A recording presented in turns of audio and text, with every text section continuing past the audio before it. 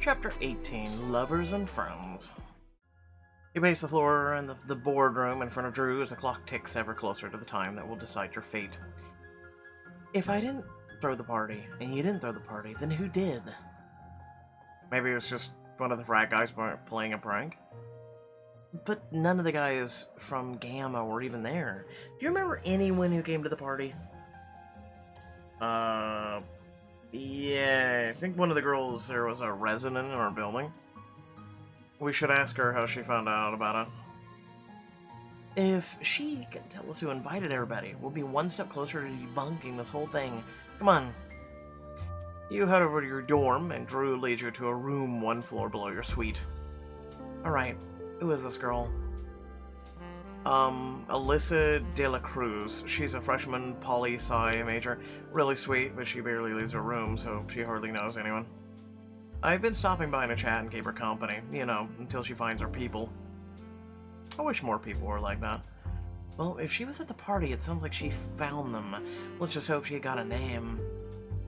He knocks, and seconds later, the door swings open.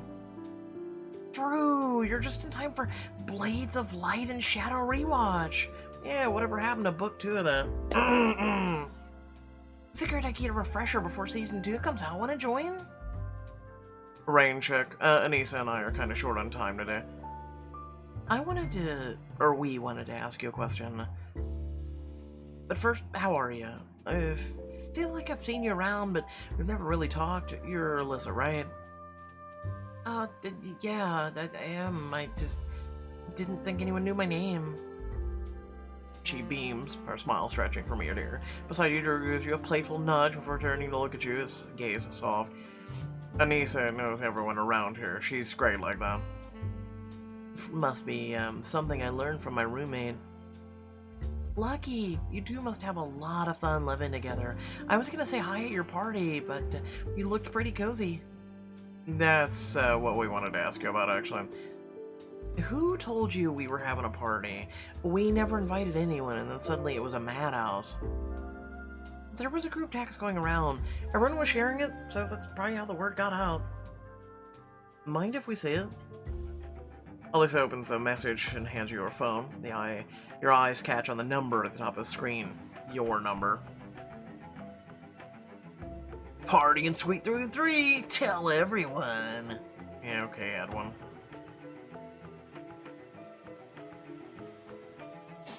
Wordlessly, you tilt the screen toward Drew. He pauses for a beat before turning to Alyssa with his signature charming smile. Thanks so much for your help. Oh, and Brittany down the hall might want in on that binge. She loves Blades.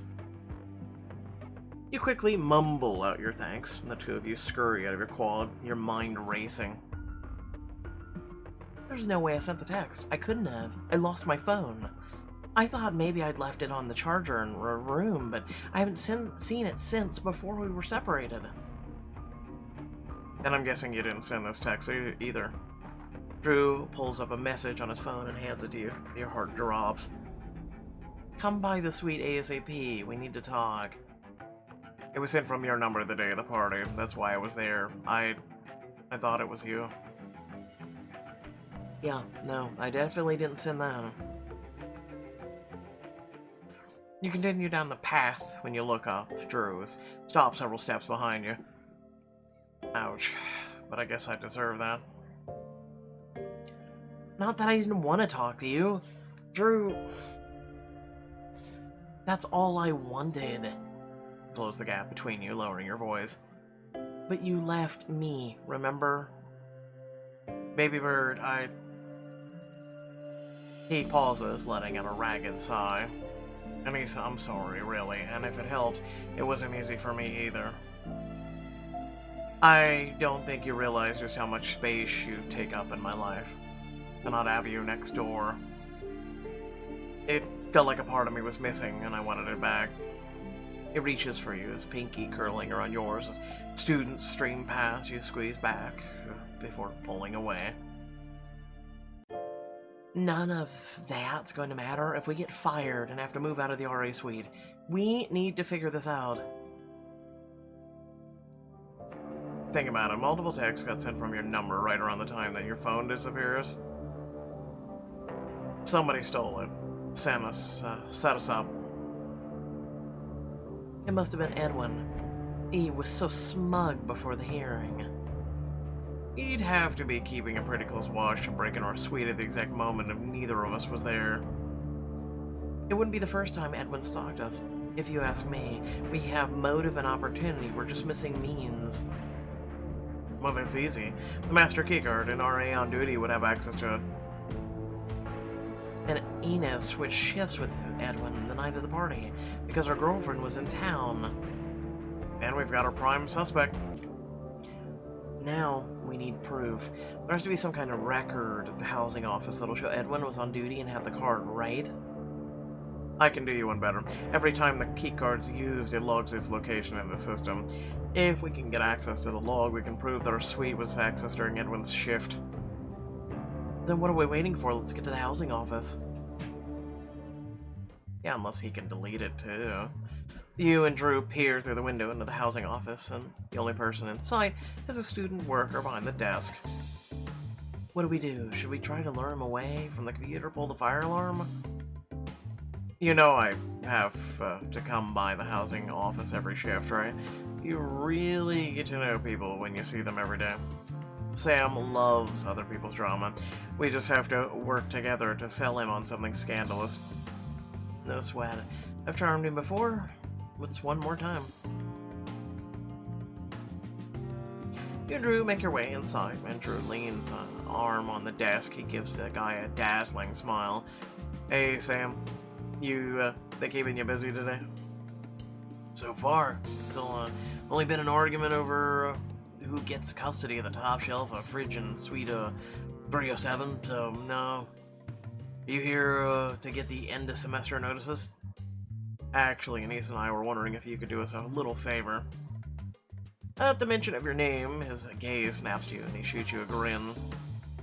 Still at it, huh, troublemaker? Hey, I learned my lesson. This is completely something different. Lay it on me.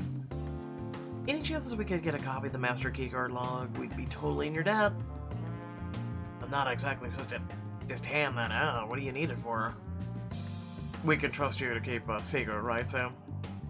Of course. Sam leans in, engaged, and as you meet Drew's eye, quirks an eyebrow.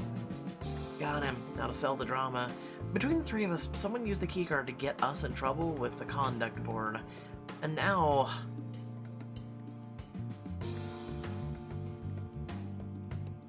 He loves drama. He wraps an arm around you comfortingly, tugging you close. You lean into the drama of it all, placing your head on his shoulder. They'll separate us at best, and worst, our whole futures will be ruined. Drew means so much to me, I can't be the reason for his life falling apart. Drew gently strokes your cheek, turning your gaze to his. He gives you a longing look, and knowing it's just for show doesn't stop your heart from pounding. Even if that happens, it'll have been worth it. You're worth it, Anissa. A secret forbidden love story? Right here at VCSU? Oh, so juicy.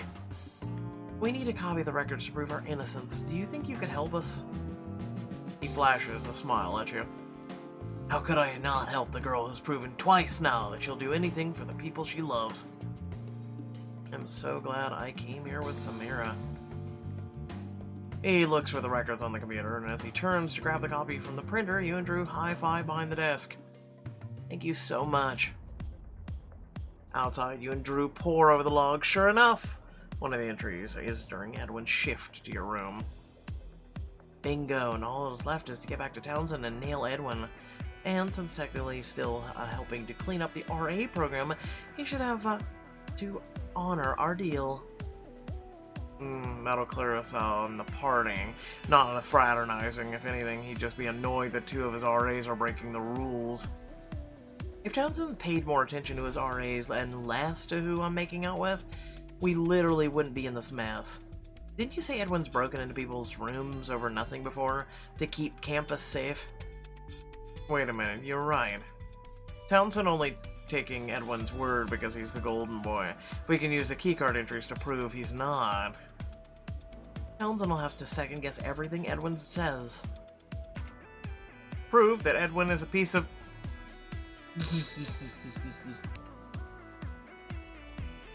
We need to do it quickly. Do you remember any of the people who said Edwin wrote them up for nothing? How can I forget? Some of them were previous serious offenses, but there was never any proof. Well, we've got some now. I think it's time their voices are heard, don't you? Two of you hurry to an apartment off campus. Seconds after, Drew rings the buzzer. A sleepy voice comes through the speaker. Hello? Hey, Kyle. Sorry to just drop by, but I thought you'd want to know Edwin's going down. You want in? Without another word, the door buzzes your entrance, and you swing it open wide before heading in. Inside, Kyle meets you two in the hallway, a grin spreading across his face the second he sees Drew. Drew, don't jerk me around, okay? I've been waiting for this day a long time. It's no joke. Anissa and I have him dead to rights. But we are gonna need your help to convince the board. Townsend and his board are the biggest jokes on campus. They're the reason I'm here instead of the dorms. What happened? With a sigh, Kyle welcomes you into his apartment, and you and Drew settle onto the couch as he launches into a story. Last year after finals, I invited a bunch of people over to celebrate. Things got a little too rowdy. Edwin tried to barge in. My friends and I aren't exactly model students, so we couldn't afford to get busted. We hid everything before letting him in. He never found anything, so at best I figured I'd get written up for a noise complaint. But when I got to the conduct hearing, he had all these pictures of my room littered in empty alcohol bottles. So, Edwin planted the evidence he needed. Just like he did with us. And because you didn't have the best track record, Townsend didn't bother hearing you out. It was Edwin's word against mine. He got a pat on the back and a notice to vacate the dorms the same day for me. Kyle, do you know anyone else this has happened to? Are you kidding? We have a group chat. Get him over here. We're about to nail Edwin's ass to the wall. Before long, more and more of his victims begin to pile into the apartment, nearly filling the entire living room. I can't believe it. All these people have been screwed over by Edwin. Edwin's been an RA for 2 years now. There's plenty of time for someone like him to make some enemies. He wrote me up for smoking indoors when I've never touched a cigarette in my life. He got me stuck with property damage bill I had nothing to do with. I can do you better. Edwin got my scholarship revoked. Ooh, yeah, no. Edwin needs to burn in a fire. The room goes silent as everyone turns to look at the girl who's just spoke. You want to tell us what happened, Marisol? He was convinced I was keeping a small dog in my room, but he could never find any proof anytime he did an inspection. Nothing I know, or the next thing I know, I'm at the conduct hearing being shown pictures of my supposed dog, Billy. Who names a dog Billy?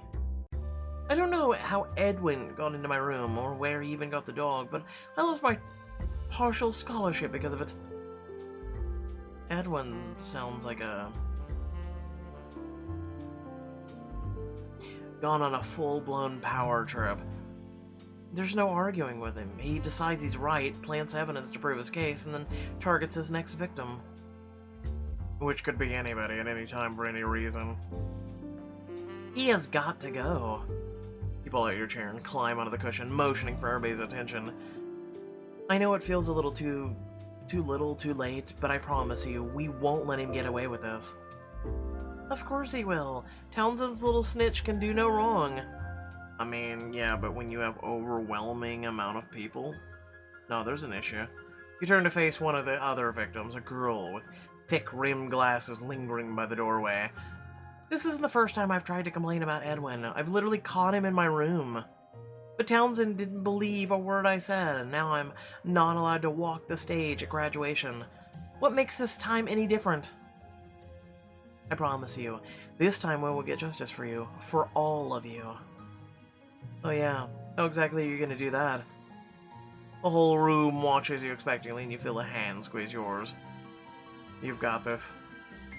You take a deep breath before speaking, your voice filling with the determination. I know you've all been screwed over by Edwin before, and you might not see any point in fighting back, but this time is different. Because this time, we've got power in numbers.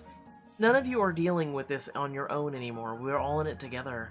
I mean, just look around. If this many of us are telling a similar story, they'll have no choice but to believe us. All of the sweet people take a look around, taking in the sheer size of the crowd gathered. She's got a point. Edwin may have enough power to push us around individually, but I know he won't be able to face all of us. Our hearing starts in just a few minutes. Join us. It's time Townsend met the real Edwin Smith. The room fills with murmurs as all of Edwin's victims consider your words. Okay, I'll be there. Me too. You climb down from the chair, and as the people flood out into the apartment's hallway, Drew throws an arm around your shoulders. Who would have thought at the start of the semester, Anissa Babybird St. James would rally an entire room to battle? We can't celebrate yet. We still have to win. Come on.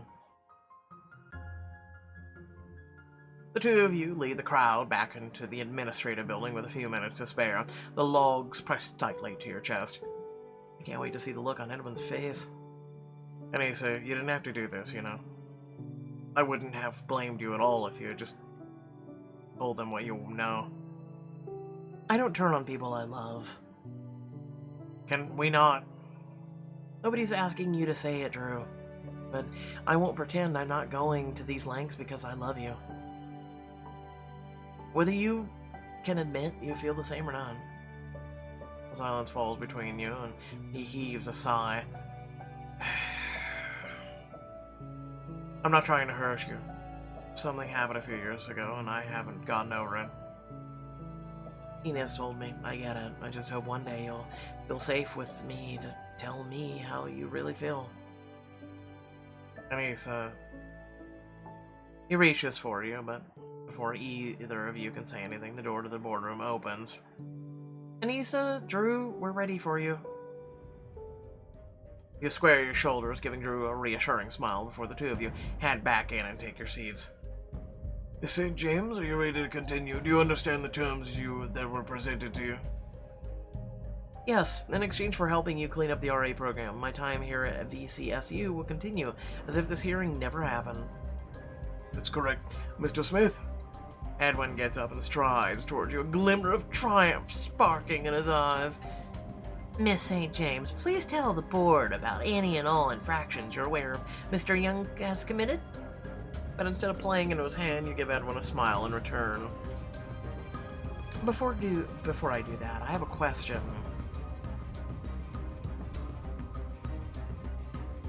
Can I have my phone back? I mean, if you're done framing me, that is. I wouldn't want to get in the way of your evil plan.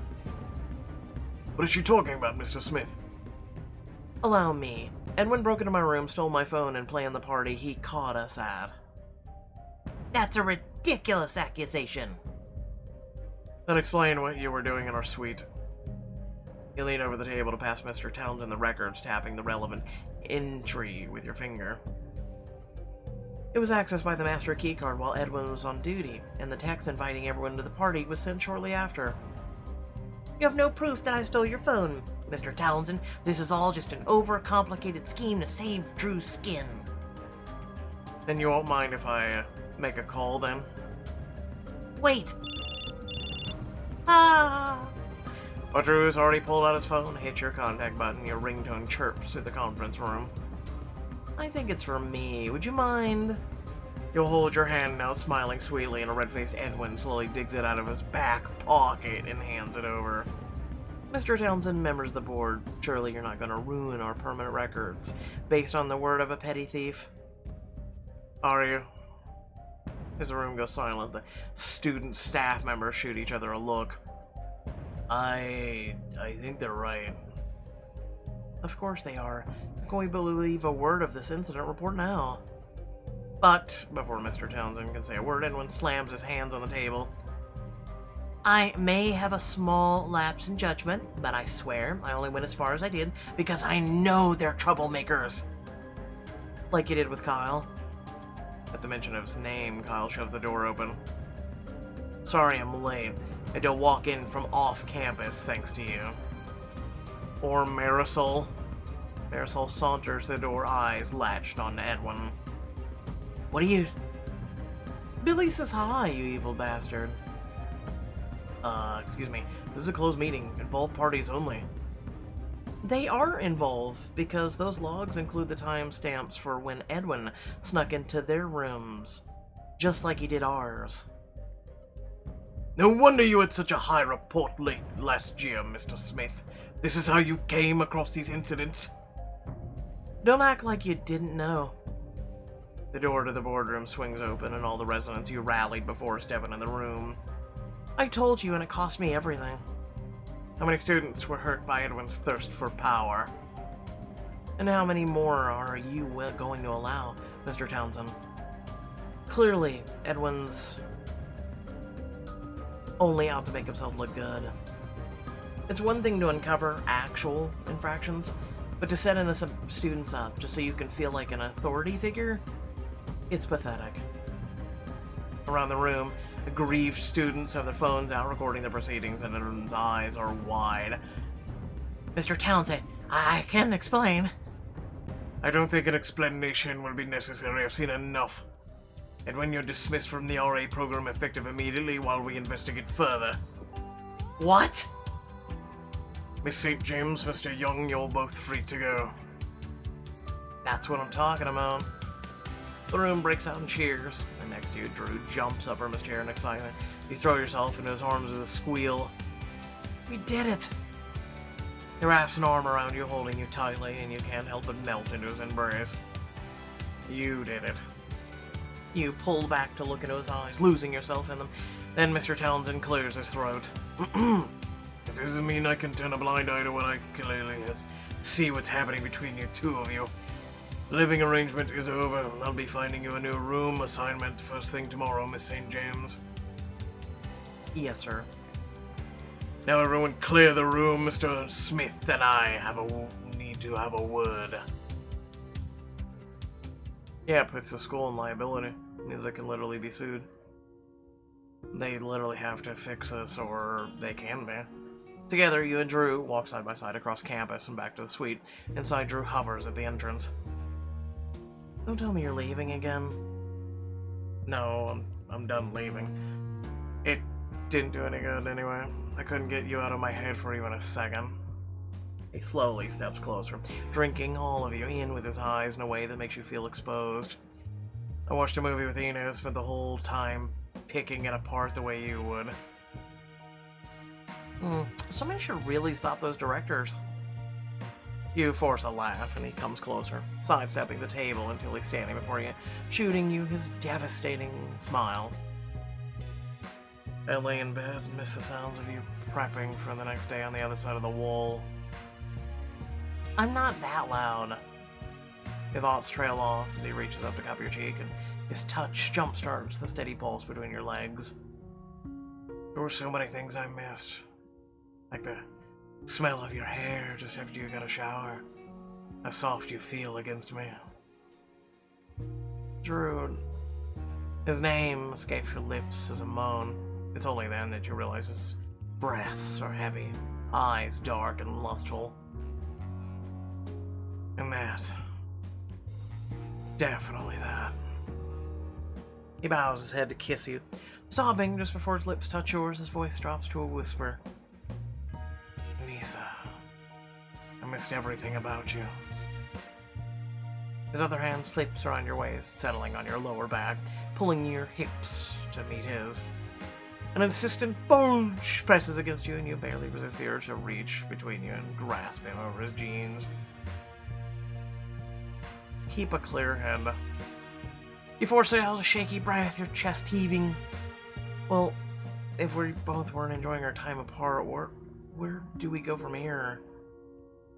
First, we're gonna take a trip to your bedroom. I'm gonna apologize all night long. Then, if you can forgive me, we can go right back to the way things were before the train. He leans in to kiss you, but you pull away. The sound of your heart racing in your ears. Are you serious? You don't pretend this never happened. Drew, I love you. How? Did you get that I'd be an awful boyfriend to you? How can you love me, really love me? I just do. And as all your fears become reality, you can't help but think of the conversation with Davina. At least you know where you stand. As her voice echoes in your ears, you let your hands drop. Space you create and between you feels like it stretches on for miles. But I don't want to have to convince you to be with me. I've got to get out of here. You turn towards the door in a daze, but a warm hand catches your wrist, pulling you back. Anissa, wait. You look up to meet his gaze and find it full of pain. His fearful tremors vibrate violently up your arm. Just don't go, please. You pull him into a kiss, your lips press against his softly in a final goodbye, and, unbidden, your body responds, stoking the warmth between your legs. He pulls you flush against him. Together, you take stumbling steps back towards your bedroom. I'll see where this is gonna go, but if it leads to Bound Chicka Wow Wow, then this is stupid. Figuring the music, probably Bound Chicka Wow Wow. You slip your tongue past his lips, tasting him as you crash through the bedroom door. He kisses you back, desperate. Drew. He drags his lips across your jaw, whispering against your skin. Please don't go. You try to commit every sensation of memory, the heaviness of his hands all over your body, or all over you, and his touch sending yours in all the right places. I have to. As the backs of your knees hit the bed, Drew pulls at the hem of your shirt, and you obediently lift your arms up for him. He makes quick work of undressing you, his mouth following his hands, pressing heated kisses to your skin. You know, we could just stay like this. Your groans encourage him as he leans in you, sending you both toppling onto the mattress. In one easy move, his shirt is on the floor, and you claw at his zipper, shoving his jeans down his thighs. This isn't a forever thing, Drew. This is me letting myself have what I shouldn't, one last time. Well, no, it's a stupid decision. It's a stupid diamond choice. And maybe that's selfish, but I can't go without. He pauses, looking at you for a long moment as you fight to say the words out loud. Saying goodbye. Maybe this is a bad idea. You start to pull away, but Grant captures your face in his hands, crashing his lips to yours before pulling back. Then be selfish. God knows I've been. Use me, Anissa. Whatever you want, I'm yours. He sloths himself between your legs, looking down at you expectingly. Is there a, hey, you know what, I regret this? Seriously. Not everything can be solved with male chica wing wing. But, sure. He brushes thumbs across his bottom lip. He catches it in between his teeth. Lay down, I want to try something. Yes, ma'am. He eases himself to the side before laying flat on his back and pulling you into his lap. You lean forward, your bare breasts hovering over him. I want to feel your mouth everywhere. Yep, nope, this is where we discontinue this. Okay, the balance check is finally over. Drew. Just, why do you care? You are on to face him as you two huddle together on the tiny twin bed. If you can't even tell me you love me, why would you want me to stay? Because it... He pauses, meeting your gaze before letting his eyes fall to your lips. Gently, he leans in, slowly covering your mouth with his. You open to him, deepening the kiss, and his tongue explores the depths of your mouth, kissing you until you're both breathless. Then he rests his forehead on yours, staring deeply in your eyes. All I know is that I can't stay away from you like that for ever again. And I can't keep hurting myself like this. The look on his face is achingly vulnerable, and you can't help but trace your fingers down his cheek. But as he leans in for another, you stop him, your eyes sinking closed. Please, don't make this any harder. Okay. Minutes pass, and when you come back to yourself, Drew's eyes are closed as he loses his battle with sleep. Peace eases over his features, and you take a moment to drink him in, memorizing the gentle rise and fall of his chest. I know I need to go, but maybe a little longer won't hurt. As if reading your mind, he stirs, stretching his arm across you, pulling you into the warmth of his bare body with a low moan. Lightly, you run your hands over him, mapping every dip, curve, until you know them as well as if they were a part of your own body. Then, you slowly pull yourself out of bed, dressing in silence before pressing a kiss to his temple with a whisper. Goodbye, Drew. You had an emotional goodbye hookup with Drew. I know, and it was garbage, and I didn't really want it, but I wanted to see what would happen, because we didn't really know and have any indication. When you head for the door, fighting the urge to look back at everything you've given up. Outside, the sound of your chattering teeth echoes through the empty quad, and settling beneath a statue of the school's founder. Looks like I'm right back where I started. Homeless and alone.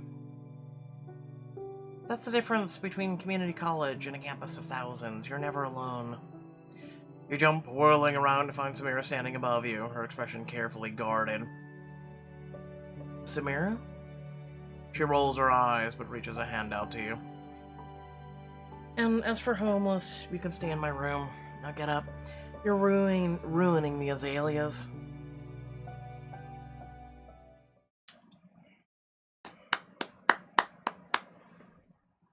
Without further ado, thanks for watching. Please remember that if you did enjoy, to like, share, and subscribe. Share the content. Be greatly appreciated. You know, there's even a clip function. I don't know if you guys knew. There's on all the videos now where you can literally share like things that you might find entertaining or whatnot with other people or, you know, whatnot. And there's, you know, you can also just share the whole video, share the channel. And hey, consider checking out the little shorts I made today. That has just one wish. Just one. It's free. Literally, check it out. You will just spend 60 seconds. Right? It would mean a lot. So, aside from that, I don't know how I feel about Drew and this whole, you know, I love you situation. As a person who literally won't say it until I feel it, I have to literally physically kind of feel it, right? It's so easy for people to look at somebody and go, I love you, right? I love you. Like for each time that I say it, usually on a video or whatnot, right? It's something that I don't say very often for a lot of the videos that I do. But when I'm like, you know, hey guys, love you, have a good one, you know, I'm literally meaning it. You know, I love this community. I really care about each and every one of you. You know, you guys have, you know, we've kind of like developed a relationship to where, you know, I can consider some of you friends. I value each and every one of your comments. I value each and one of your critiques and criticisms and comments and just everything. And it's something that I look forward to versus a lot of other creators out there in the planet of 80 million other content creators where I actually want to read your comments, right? Whether they be good, bad, or in the between, because I value that. I value you. And for me, when I say it, I actually feel it. I actually mean it. It's not something that I'm just throwing out there and being like, you know, let's like just walking up to a random stranger on the street and go, love ya, have a good one. So they're just gonna look at you and be like, what the hell? Like, you know, it's just, you guys may think, you know, that I'm just saying it to say it. I'm actually not. You guys genuinely mean a lot to me.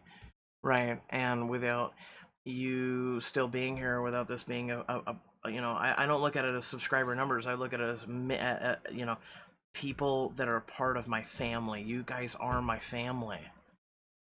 Right? This is a community. This is my family.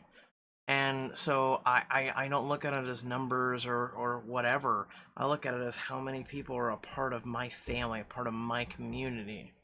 And so, like, Drew is just one of those people who he has to, like, get through that rough, and he's got to find himself first and foremost. And no one should be aiming to not, um, aiming to force him to do that, right? Some people find themselves in time. Sometimes people just need space. Sometimes people just need time. And sometimes people just need a swift kick in the ass, let's be honest. Um, it's something that, and then Samira coming along, she's a friend, right? Like yeah, we were kind of crappy, and you know, we didn't show up for her thing, but here she is showing up for us, right? You can't be perfect, right? Sometimes stuff happens. You're like, oh crap, I missed a friend's thing. It happens. It does happen, but you look at the friendship that you've built, and if it's something that is really truly something that means a lot to you, right? You're not going to abandon it at the first issue, right? You're going to give them a second chance, maybe even a third chance. I'm one of those people that after a couple chances, yeah, no, it's really something that I need to look at. And other people are different. Other people only give no chances. Other people give too many chances. It's something that through a lot of life experience, it's taught me to deal with, and I went from giving a lot of chances to only a few chances. So like I said, leave a comment. Let me know what you guys think. Let me know what you guys feel. But without further ado, catch y'all later. Peace.